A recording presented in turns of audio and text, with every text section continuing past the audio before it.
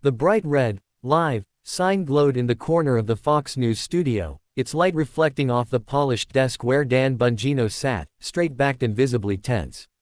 His fingers drummed impatiently on the surface as he waited for the segment to begin. Opposite him, Karoline Leavitt, the young, sharp-tongued Republican strategist, adjusted her microphone with the composure of someone who had nothing to prove, but everything to say. The show's host, clearly anticipating fireworks, opened with a provocative question. Host: So, Dan, Karoline, America is watching as conservatives face internal divisions. Are we sabotaging ourselves? Dan didn't wait. Dan, sabotaging ourselves? No, what's sabotaging us are these newcomers who think they know everything after 2 years in politics. They show up, grab a mic, and start talking like they're Reagan reincarnated. It's arrogance, plain and simple. Karoline didn't even blink. She folded her hands neatly and tilted her head. Karoline, if by newcomers you mean people who actually connect with voters instead of lecturing them, then maybe arrogance isn't the problem. Maybe it's the old guard refusing to adapt. Dan's jaw tightened. Viewers at home could almost hear the tension crackle through their screens. He leaned forward, his voice rising. Dan, don't lecture me about connecting with voters. I've been out there since you were in high school, fighting for this country when you were still figuring out where the cafeteria was.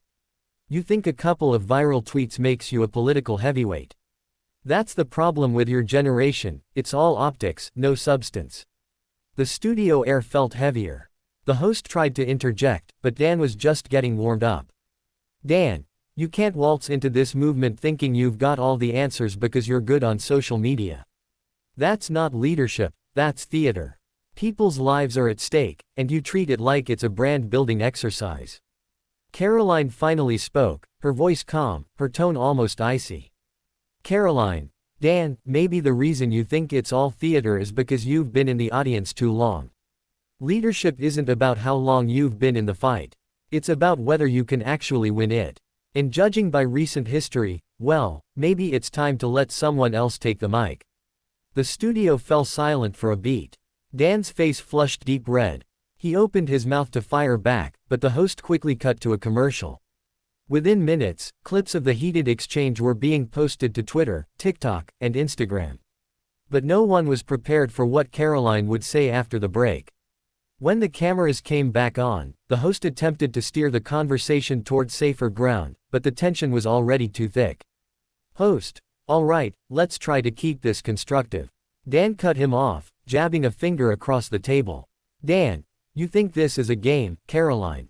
Do you have any idea what it's like to lose friends in this fight? To watch the country you love slip away while people your age argue about hashtags? Karoline's lips curled into a slight smile, not of amusement, but of quiet certainty. Karoline, Dan, I respect your service and your years of work. But respect isn't a blank check for bad strategy. If we keep doing the same thing we've been doing for decades, we're going to keep losing. And shouting at me on live TV isn't going to change that. Dan leaned back, his chest heaving. The host tried to jump in again, but Karoline wasn't finished. Karoline, you talk about losing friends and watching the country change. I talk about the next generation, the ones who will inherit whatever's left. My job isn't to protect your ego, Dan. It's to protect their future. And if that means upsetting you, I'll do it every single day. It wasn't loud. It wasn't theatrical, but it landed like a hammer. For a moment, Dan said nothing. His eyes flicked toward the camera, then back to her, as though calculating whether to fire back or walk away. He chose silence, a decision that would cost him in the court of public opinion. By the end of the broadcast, the internet had exploded. On Twitter, #cold response trended for hours. On TikTok, the clip of Karoline's final statement racked up millions of views within hours.